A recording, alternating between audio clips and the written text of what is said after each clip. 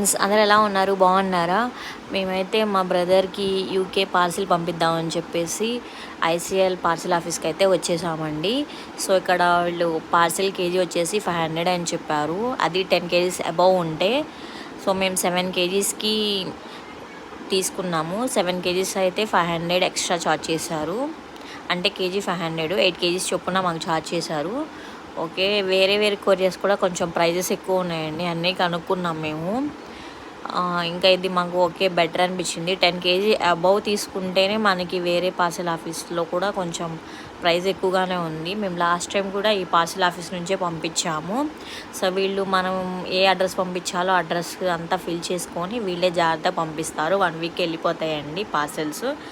So, all over India కూడా వీళ్ళు parcels supply చేస్తారు. ఈ వీడియో నచ్చితే లైక్ చేయండి, షేర్ చేయండి, సబ్స్క్రైబ్ చేయండి.